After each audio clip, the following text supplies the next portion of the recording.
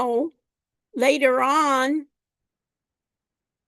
that's what they need humans for, is to basically to start thinking how you can apply these new issues. So that's perfect. Okay, so I have those running. So before we start speaking, can I have two volunteers today to participate to be moderating the chat? Do I have two volunteers? Okay, so Daniel Yeah, and who I can else? volunteer. Okay, who? Okay, Connor. Okay, so both of you will help me on doing that. So what is important for me? It's great that we're together. Everybody's kind of, we're in a dry, hopefully we're in a dry place and we can do it. What's important for the first assignment is that I have everyone do it. And what is my reasoning for it is that this is going to be cumulative. All these features that we're having, we're going to continue doing it. So like we're talking about, Zara, spotlighting for your project in your group, you will be AI consultants in a certain area. It could be in like wealth management, it could be AI in marketing, it could be AI in mental health. We'll talk about that, and you can, as a group, choose it. But you will be presenting your project to me, Zara, where? On Zoom. And if group, what group are you, Zara? 10. 10. So that last group, and Lily, is Zara still in 10? Do we have too many students in 10? Yeah, Zara's still in 10. Anastasia is moving to group 3. Okay, so Anastasia's grooming, and Zara and Anastasia, thank you so much for participating. So Zara, if group 10 started presenting, notice how we're doing it here in my view here, is I have like a gallery view of everyone here. What would be important is what's our is just the presenters from group 10 to be spotlighted. And if we're recording, which we are, and you want to basically send out that recording, wouldn't you want to be the star? Of course you would. So that's kind of like thinking about why would we want to spotlight? And then what's nice is when group 9 comes up, and now that you know how to do it, I could say, Zara, I'll promote you to co-host, and you can then spotlight the other groups, as we can. So you really can have a nice presentation. What is your major, Zara? Marketing. Marketing. Isn't that great for marketing? Marketing is the first, I think, in the business school that really uses to the hilt a lot of AI features. And a lot of people really can say, hey, I have AI, I have marketing agencies and doing campaigns. It really is important for you guys, like even to do like marketing for small businesses using AI or something like that, that you can really do it and can teach people how to highlight. And then the idea of a YouTube channel in the same time is then you won't even have to bother uploading it again. Just at the same time, your YouTube channel could be doing it. And guess what? If you promoted it, Zara's marketing AI tips, you could have everybody in the world, whoever was there, was seeing live now on YouTube your a following. Not only your following, but others can just see it. So I think that is immense. So I just want to make sure that for your second assignment, you also look at the demos from your teaching assistant. Any comments, Lily, of what people need to do in terms of assignment 1 and what like tips and tricks for assignment 2? I already emailed everyone About that assignment 1. about assignment 1. I think that's what's most important for assignment 2 is to make an actual time to get together. because it really doesn't take that long. And maybe try not to do it last minute. Like try and get it Maybe. done tomorrow. For sure. And also make it as a tutorial fashion.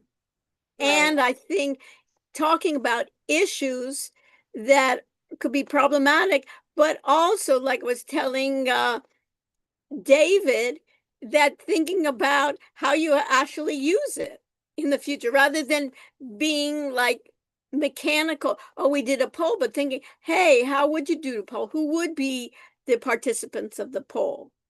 And areas beyond those questions that they were asking of co-hosts. Why wouldn't you want to do it?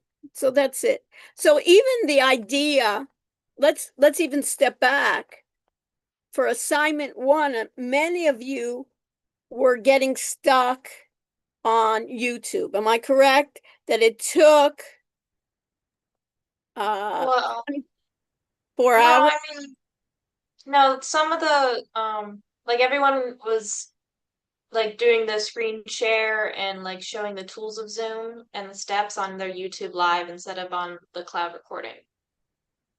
That was the main What do you mean like by that? because it was like in the instructions you're supposed to keep the cloud recording going with the Uh-huh. YouTube live. Like you're um but and then some people didn't even submit a YouTube live. Okay. If they haven't submitted a YouTube live, what I'd like to insist upon, Lily, that they submit it and even get partial credit, but everyone have a YouTube live account.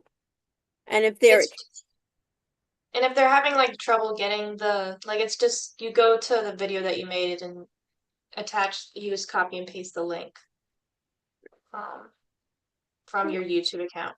Mhm. Now, David Camacho, if I think about it, what account do you have? You have a number of Google accounts, don't you? What accounts do you have, David Camacho? I have my personal one, business one, and school one. You have a business, you have your school one, and then you Mm. have a personal one. Everybody with me? You have a personal and then you have a school one, where you can think about business. Which one did you have to use in order to do the assignment? I use my personal one. Personal. Could you have done it with your university one? No, it doesn't let you. Okay, why? Everybody understand my question? That could be also like a test question. Is why couldn't you? What is the logic behind not having to use the university account? Can you think of one? David Camacho. No. Okay, let's go back. Your your learning management system. What learning management system are we using in this class? Blackboard, right? That's our learning management system. Do we have Mm, two instances of Blackboard? mm, Do we have, do you have two, do you have a regular account, right, that you logged in here? Do you have another account for this course for Blackboard? no. Do you have another instance? What about the audit area? No, it's all my Miami one. Miami, right. Do you have, what's the difference between the audit for BTE 210J and the regular BTE-J? What's the difference between the audit The versus, au- the audit is for the assignments yeah, what's the difference there? What's your role in the second one? to You have do this. two different roles. What? Who can help them? Raise your hand if you can help. Daniel, yes, can you repeat the question I asked, David? What's the Uh, difference between your regular BTE account and your audit account? on the audit account, aren't we the admins? So we can edit it. Okay. And what is your role in the regular one, Daniel? A student. Student. So your roles are different. So you understand, David Camacho? Your roles are different. And let me tell you again, in information technology, in IT, what did I always say? The roles should be assigned based on the need to know, based on your job that you need to accomplish your task. So the first one, you are the role of a student, and I am the role of an instructor, and Lily is the role of teaching assistant. Lily has that role of teaching assistant so she can grade all of you on your assignments. Do you need to grade other people's assignments, David Camacho? We can't hear you. We're recording. No, no. No. Why? Because you have no business grading the other students or looking even at their grades, right? So the question here is that roles are important. So it's the same thing when I go back to David Smith, when I asked him about creating a poll. You remember? I said, should everybody have permission to create a poll for a session? And what was David Camacho, what was his response? I'm not sure. I actually came in late. Okay. Do you know what a poll is? Did you do a poll yet? No. No. Okay. So in this case, Daniel, have you done a poll? Yeah. No, we didn't do it yet. Okay. We're meeting Think about it. tomorrow Have for you ever sure. taken a poll? Yeah. Okay. And what I could ask a poll is, have you ever had experience with creating polls in Zoom? Should everybody you think everybody in this group should be able to create in my class a poll? Daniel, what do you think? No, because a No, lot of it'd be people like are. spamming. It would be like a free for all, right? Everybody taking over. But who should be able to do it is the hosts and co-hosts. Those are roles in which we are performing. Okay? And then Tate and Gwyneth and Sandro, I don't know why your cameras aren't there. And Benjamin, you look like are for what is it? Where they're going to take somebody and hide your face. You know what I mean? We want to be able to see your face there. Okay, so I'm recording now. I'm on YouTube Live, and let me share my screen. Hopefully, what happened? Share my screen. I'm going to share my full screen. You see my screen here, and now what do I see here? In this case, Zara's, what do I see? Do you see it, Zara? Sorry, yes, you see the Zoom, everybody on it. Well, not everybody, right? It's kind of limited. It's like earlier in there. And what do I say in this corner right here? What is Powered by that? you Zoom Huh? Powered by Zoom, and what else?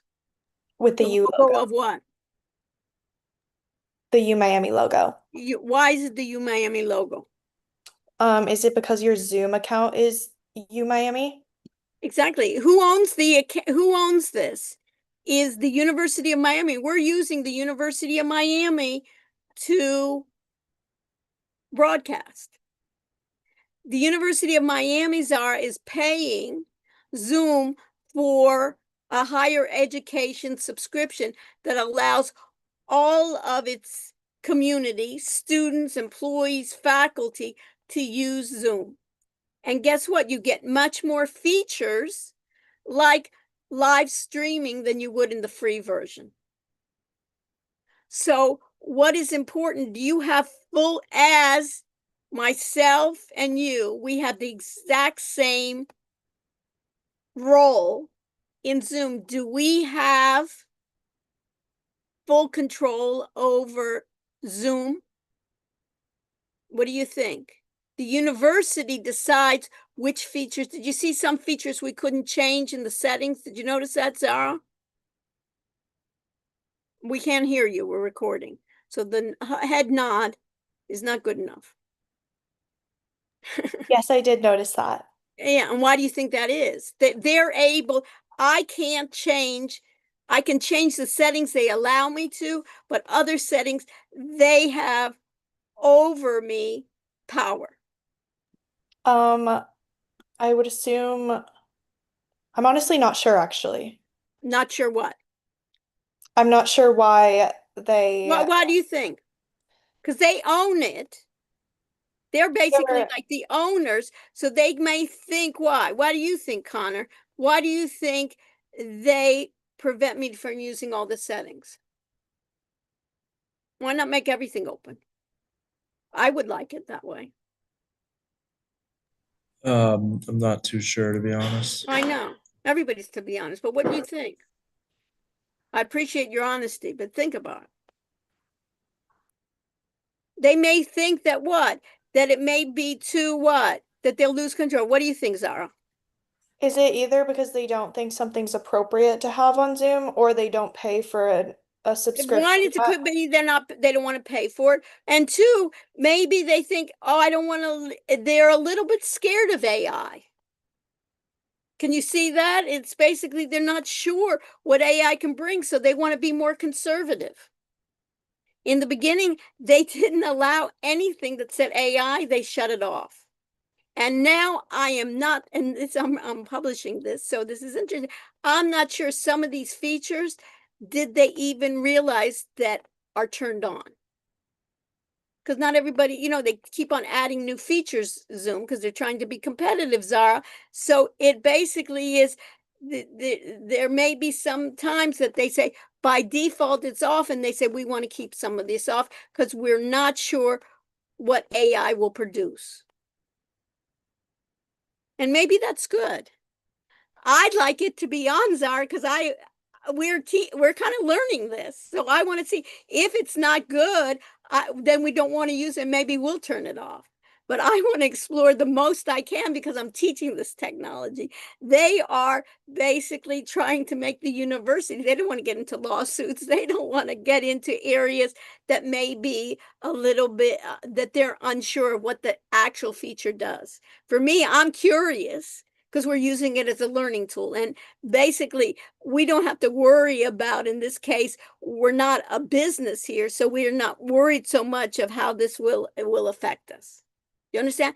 So my point here is going back to the idea when I was telling David Camacho is why can they not use the Google School to do account to use for YouTube Live is YouTube says, I, Dr. Rush, and you, Zara, do not control that school email.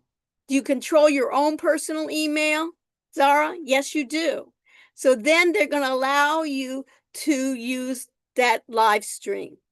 So they want to go direct to the owner of that account. So the school the school allows you, they basically have a school Gmail account that they give to all their students, but they control it. Just like the Zoom has the control that some things I can't control in Zoom myself, even though you think, hey, I'm on the academic advisory committee, I'm a full professor, I teach technology, they should allow me to do that, but I have the same rights as you. Is it right? Maybe not, but that's how it's set up. So I just want us to think a little bit. I know, Zara, it's a little overwhelming learning all these kind of tools, but after you finish, right, you say, okay, what did I learn? Was this useful? What types of features could I use in the future? Because you're going to be using it, guess what, Zara? Not only in your next project, which is going to be so fabulous, that you'll be AI consultants, that you'll be able to share your YouTube live stream with everyone. They'll say, Zara, what can you do for me in marketing? Let me show you what I can do for you in marketing. You'll see my face, right? You'll see that I'm real, I'm authentic, plus I can teach you all these tools. Isn't that neat? I think that's fabulous. I'm excited. I just today, these past 2 days, people were clamoring for me to help them in figuring out what to do with AI. And you know what I told some of them? Come to class and we'll help you together. Because I don't have the time, right? I have to do a lot of things, but I'm just saying there's such a need there that it's like a super cycle. And who are they telling? They know less than you do. There's not a lot of things, people that have been 20 years in the marketing industry, and some things they can, they know a lot, but in this area, right, in AI, you can be teaching them with somebody with 20 years experience with marketing, because we have that. Okay, so we got that part. Let's go to our what's due session. And in our what's due, I have today, right? Well, I have from last week, I had audit assignment 1 due. We extended it to Friday, a lot of times because of issues. And then you had the readings of the hardware, the assignments. You had these, this is basically, I wanted you to look at these links. And I wanted you also to sign up. This is really nice. Is Gemini, which is Google, is offering free to students their Premier account. And notice here, Zara, it says do not use your school account. So you need your personal accounts and they will get it. And guess what, Zara? They don't offer it to me as faculty. And I contacted IT and I said, I want this deal because guess what? You get 2 terabytes of storage space here. So this is a really great deal. They won't give it to me. They want to what? They want to give it to students. And why do they want to give it to students? Is they feel that students use ChatGPT. They don't use Gemini Pro. They want to have experience. So when they go to businesses, you'll have experience in that. So that's what they're doing there. And then this Wednesday, I'm making sure that everybody realizes it, assignment 2, that this needs to be done as a group. And you can look at the videos to see what you need. And then there's software that you need to be doing of the software. Okay. And then you see here in the audit assignments, you see here the actual PDFs of it. And then here in the Wiley reading and adaptive, you see that if I go to hardware, you see that this is the adaptive assignment you need to do. And this is the text that you can go and look at the text on it. At this point, you have the PowerPoints and introduction. And in this case, you can see here, you have the hardware, you have the PowerPoint hardware. And if I open that up,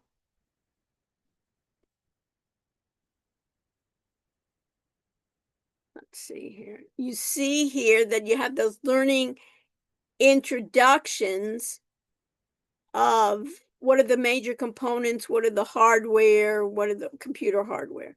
So basically, what I want to talk about today are the strategic hardware issues. And if I think about Connor, strategic hardware issues is I know what happens with hardware. For the same amount, do I get, as time goes, does it go down, or do I pay less or more? Connor. Are you asking, are you paying less for more? Yeah, I'm paying less for, or my features are going up, right? So there's always for a business, but hardware becomes what? Outdated, right? So it's almost like think to yourself, should I get the next iPhone? Should I get the next, should I upgrade my laptop? Those are business ideas. Strategic is when do I upgrade, or should I go to the cloud vendor like Amazon and just use their hardware for tasks? So these are issues that need to be done. And one of the main issues that I like to talk about, which is on hardware, are these three issues right here. One is the central processing unit, primary storage, and secondary storage. And then I want to ask the question, who cares? So in the central processing unit, sometimes you'll see the abbreviation of CPU. And what that is that's the guts of the computer. That basically here is going to be manages the data, controls the data. It will perform the arithmetic functions of the data. And what you get in the CPU is usually, depending on what your task is that you need to have the most advanced CPU out there. Now, with AI, processing becomes essential. And Brooke, have you ever heard of NVIDIA? Sorry, me. Yes. Did you ever heard of the company NVIDIA, called I believe I've heard of it. Mhm. So, Yeah. okay, so why don't you look it up while we speak? NVIDIA. And have you, Ian, heard of NVIDIA? Yes, I have. And what do you know about it? Um, I know that it's a very popular AI company, and I'm actually Okay, invested. so let's even do that. If we know it's a popular AI company, right? So it's an AI company Yeah. specializing in graphics processing units, chip systems, and artificial intelligence platforms. It was Great. founded So in it's, what did 1990. they say? Perfect. It's like we're on a roll together. It's a graphics, what do they call it? They call it a graphics processing unit or a GPUs, Right, graphics and then chip processing. systems and artificial Right, intelligence AI processing platforms. unit, right? So it sounds like very much like a CPU, right? But they call it a GPU. And it's for graphics, because you think about, have you ever used AI where it can then basically, it can create videos for you, it can create pictures for you? Have you ever seen something like that? Of course. So in this case here, you need then those graphics, and it's part of, they produce AI. And sometimes they also have something called NPU. And you want to look up what NPU stands for? You're on a roll. Everybody do that. Ryan, did you look at Ryan Walk? NPU, what's an NPU? It says And everybody can say, NPU I don't know, right? stands And we don't for- care. That's the beauty of AI. All these little factual things you can rely on AI to do. What you have to do is you have to figure out, why do I care? So what did you find? I found that it says that an NPU is a neural processing unit, but they use Perfect. it Hold for on. hardware. Let everybody get it. Neural processing unit. And then what does it say? And then it says it's a specialized hardware accelerator, and it's designed to efficiently handle artificial intelligence and machine learning tasks. Right. So this central processing unit is kind of like the beginning of the guts. Then it's the graphic processing unit that handles the graphics. And then neural processing unit is basically a version of AI. And neural, where's neural come from? Have you ever heard of neurons? Basically in the brain, it tries to imitate brain processing. So all of this of the AI needs what? Much more processing speed, computation, and power. So the advent of AI is not only in individual machines, but these big plants that, one of the things people complain about AI is that it's going to take enormous amount of electricity to produce, to get all this information. Think about it. Now our brains won't have to know all these facts anymore. Why? Because I'm expecting you to be able to use AI to do it, just like you're reading it. But what? You still have to defend your decisions of whether we should buy new computers, what we should use in AI. I want it to be that the human is interacting with the AI. Everybody with me so far? How's it sound, Benjamin?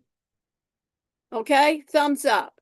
Then what I have is something called, so I have a CPU, which is kind of the guts that processes. I will have, some machines will have now what they call GPUs. And if I look at NVIDIA, they are one of the most well-known AI companies, and their stock market is going crazy, you know, like in the trillion marks almost. And the reason is because he is developing hardware to run AI.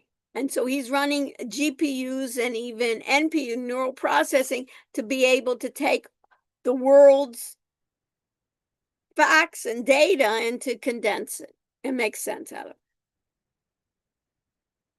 So what we have, so what is important, let me just go to what I think is important, and that's what I want to do with these chapters, is you can read on your own, right? And you can even ask AI to summarize these, but I want to just spend time on what I think is important and why we need to know it. And this central processing unit has a microprocessor. The microprocessor is what you hear about chips. Sometimes now these microprocessors are going to have built-in AI models into it. And they have something called the control unit and arithmetic logic unit, basically does arithmetic and logic. What does that mean? If I want to sort something, let's think about it, is if I want to sort something, what I can do, Allie, is, let's say I have Allie, Dana, and Katie, and I want the computer to sort by alphabetical order. Right, Allie, you're with me? Yeah. What the computer does is the computer is just zeros and ones. And it basically takes characters and it can say, is the letter A greater than the letter, let's say, D? And you know how to, if I ask you, go ahead and sort Allie, Dana, and Katie, it doesn't take great science to do that. You could do this, but what the computer does, and it sorts as well, is it says, is A less than or greater than D? And is D less than or greater than K? And it basically does that logic. Less than, greater than, and equal, or it can do some arithmetic. That's the ALU. And then there's advances, of course, coming into these, and what we call computer memory. So let me just go to the next. So basically, this is the case. This comes that I have this CPU, and it comes from what I call random access memory. And let me get my notepad here. So I have something called random access memory, and by acronym, it's called RAM. So you can put that in your notes, Dana. There's something called random access memory, and the inputs come into the CPU from random access memory. And you think to yourself, who cares, right, Dana? And the idea you need to think about is you have on your machine, on your computer, you have something called RAM. You have something called memory. And that memory is where the software is. So you see here, I'm using PowerPoint. I'm sure, Dana, you've used PowerPoint before. If PowerPoint is either in the cloud or it's on your computer in secondary storage, it comes in into RAM memory. Random access memory, you can put your notes there. That is when I use a software program, when I'm actually using it, I am using it in random access memory. It is processing it there in memory.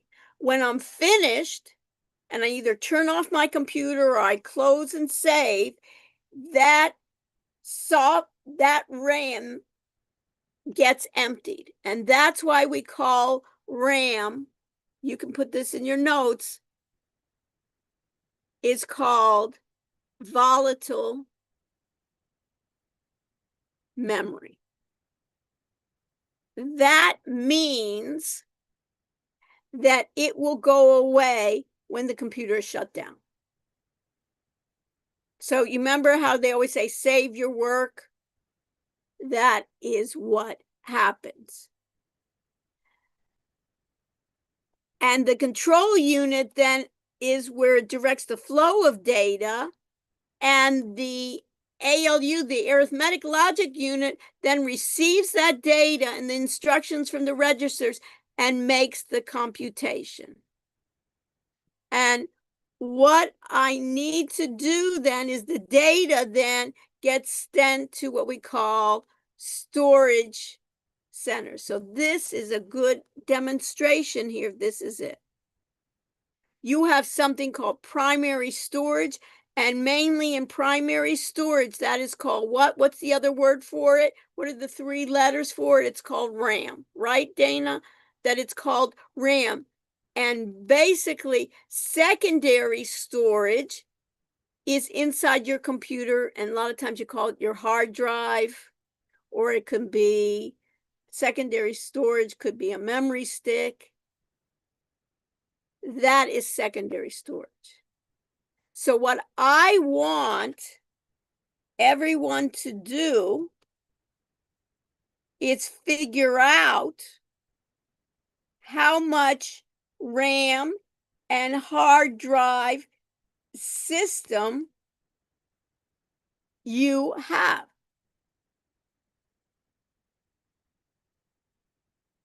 So I have my memory capacity is my primary storage and my secondary storage.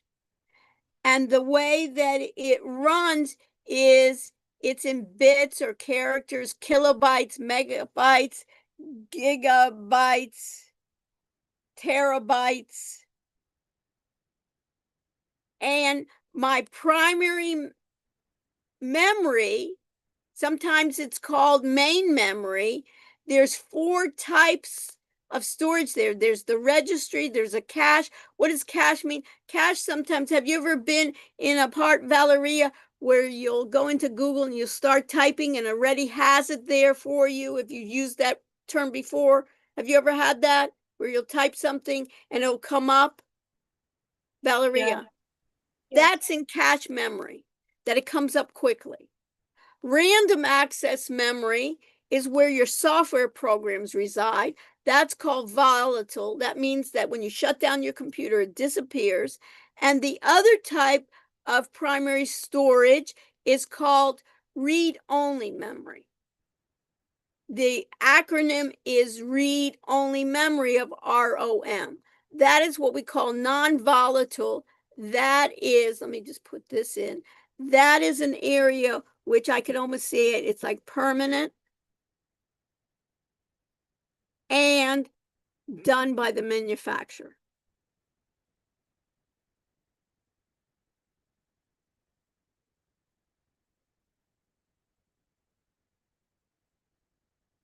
So when you buy a computer, Valeria, it already has instructions in your memory in ROM. It basically helps your computer. When you turn it on, it will automatically turn on and open your operating system and adjust. This is done, this is engraved by the manufacturers. You cannot delete it. You understand, Valeria? But here in RAM volatile means when I use a program like PowerPoint, And when I'm finished and I close it, it gets removed from RAM, and because a copy from my external storage, my secondary storage, gets put into RAM, whether I have an optical storage device, a solid state, a thumb drive. So that is the issue. So if I look at this one, you can see that secondary storage, Valeria, for kilobyte to kilobyte is cheaper, less expensive than my primary memory. My primary memory, Valeria, is always less in capacity than my secondary storage, but is more expensive for its cost. But it's much faster. So it depends on my application. So this is our assignment now to do. Everybody do this. I want to know right now how much memory you have in your computer, how much RAM you have in your computer, and how much secondary storage or hard drive you have. So how do you figure that out? What do you think, Brooke? Can you look it up? Can you I'm get thinking that AI I to could help you? probably, well, I could You probably want to ask basically, AI, what? but also I could probably ask AI to help Yeah. me navigate it because I feel like it's probably different across Yes, devices, like what you exactly. do. But So also do there's that like now. I'm on a Mac, so there's like a help Yeah, tool so in the you can do the upper help tool. You can bar. do what, So however you want to do it.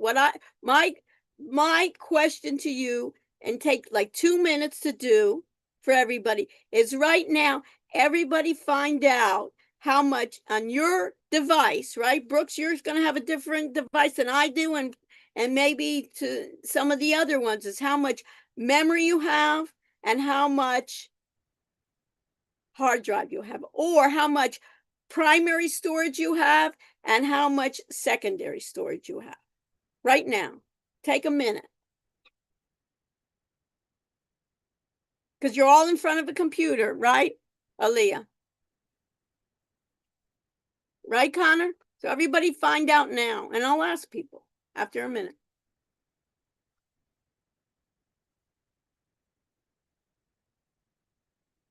Good to hydrate.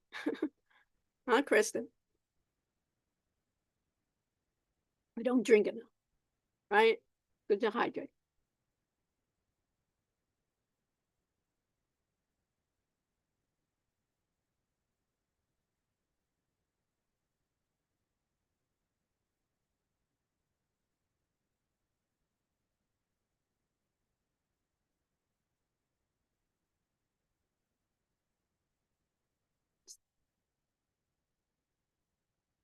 So Miller Nelson, did you find it?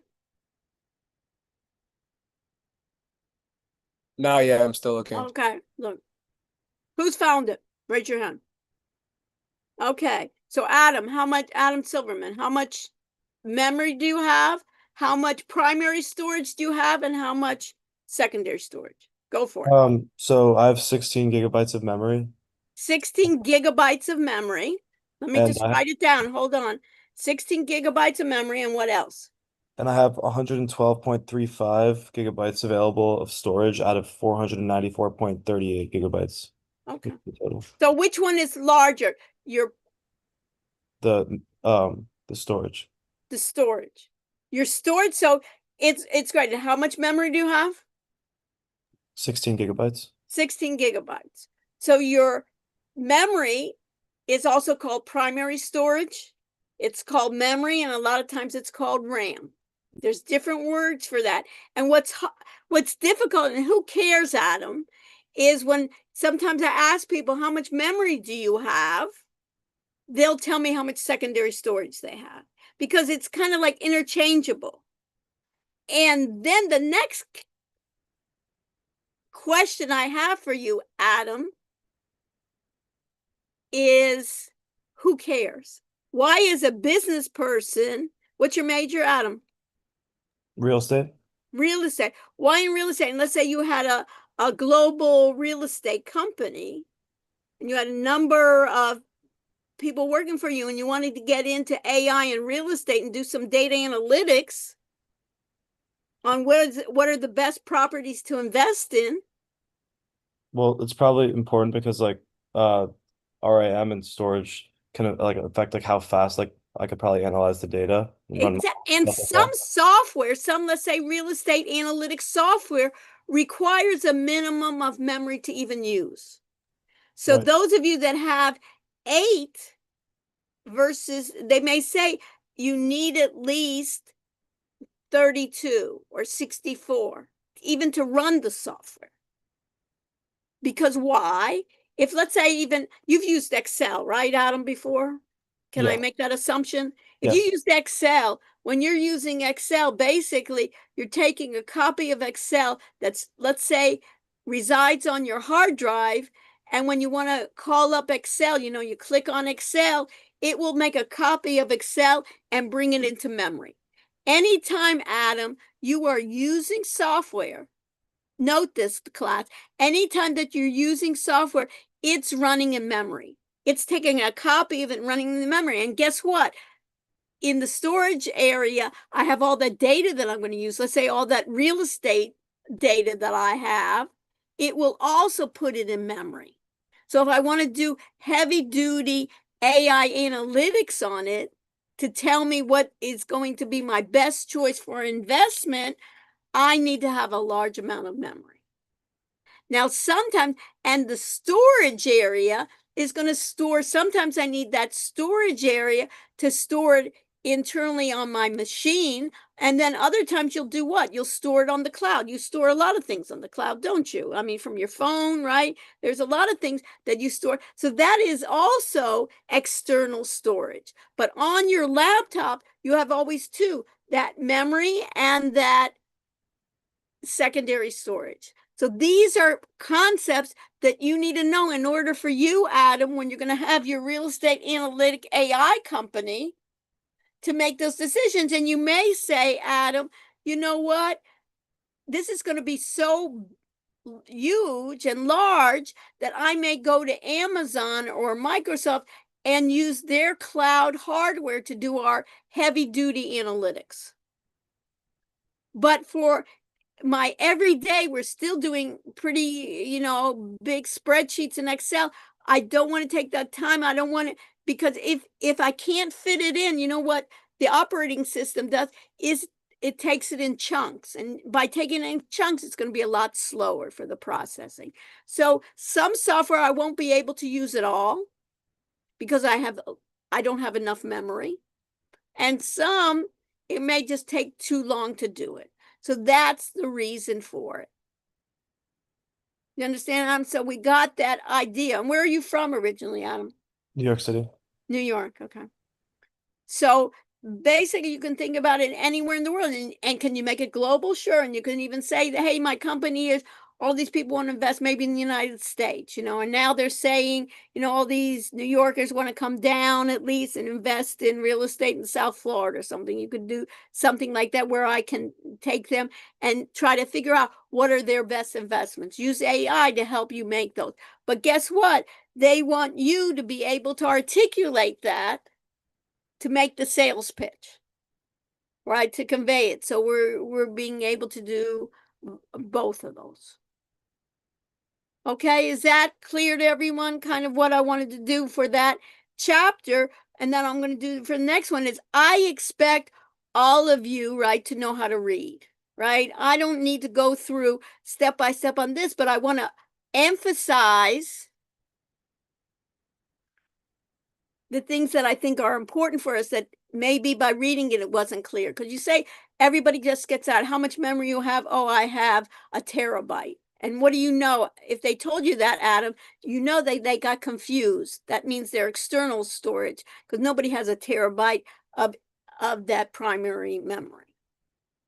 And what they will do later on is they'll do cluster computing. What is cluster computing? Cluster computing is I take a number of computers together and software does that and hardware does it. And I take all of our resources together to do one task. It's almost like the mesh of drones. Have you ever seen those drones now go through, even in warfare, how they gonna do a mesh? It's almost like taking all these computers. Let's say we had 40 computers here. We take them all together. You had, let's say, 32 gig. I had a 64. Everybody had it. So we would then be able to take all of that and just devote it to one task of doing your real estate analysis. So that's what they call cluster computing. And what NVIDIA is doing is they're in that chip design and they're saying, hey, what we're doing is that graphical processing unit, because guess what AI is doing? A lot of that generative AI is just predicting what the next word is. But they're basically being able to do that, so many permutations and computations that a human probably could do it, but we would need, 3 lifetimes to do any of that analysis. So it's incredible of what we can do, but we need to be, my contention is we got to be in the loop there to figure out with our own creativity what's the next step and how we can use it. So that's why I'm always going to be asking you, Adam, is okay, how can we use it? Just like all those Zoom assignments, you say, oh, it's nice, but who cares that you know how to do remote control? When would you want to use it? I would want to use remote control when the university gives me a computer and I say I'm working online. They say, oh, we want you to come to the business school. I said, I don't want to come to the business school. And they said, well, we need to add software. You know what I tell them, Adam? Let's go on Zoom, do remote control, and I'll give you permission to get onto my new computer. And you put the software there. Can they do that? Yes.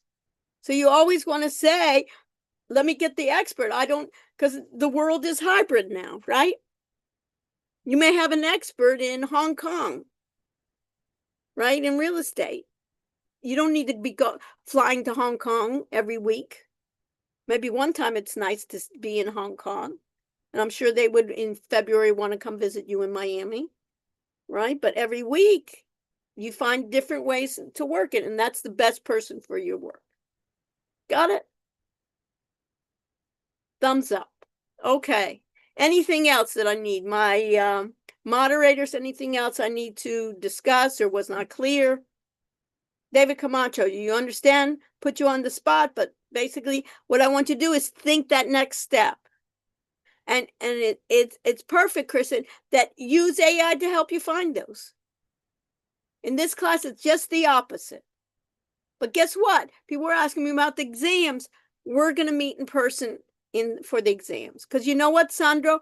I still haven't found a way to assess you well for an exam without meeting you. And also, it wouldn't be lovely to meet besides that. But those are ways. Anything else that I need to address? Lily, anything else I need to address that you can think of?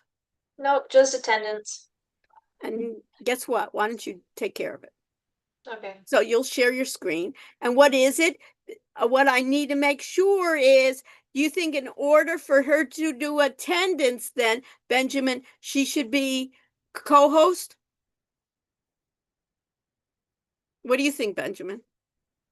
I think she should be co-host, yeah. Right, because why? Otherwise, it wouldn't be that everybody can do attendance, right? So we have to have some order of need to know. So she has 2482 and she'll put it in. It's so nicely put it in.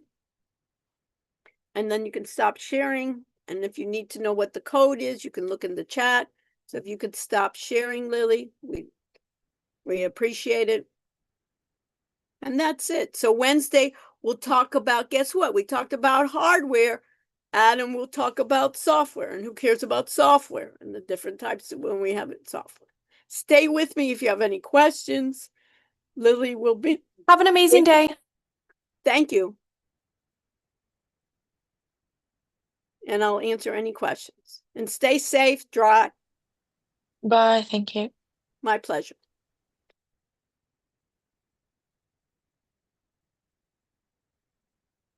Okay. I had a question. Sure. Last I think Wednesday, I Yeah. like forgot to do the attendance thing, and it Okay, like let me just do this. Lily will look I that, but can let me I can just, correct that last Wednesday. yeah. okay. Okay. And It then also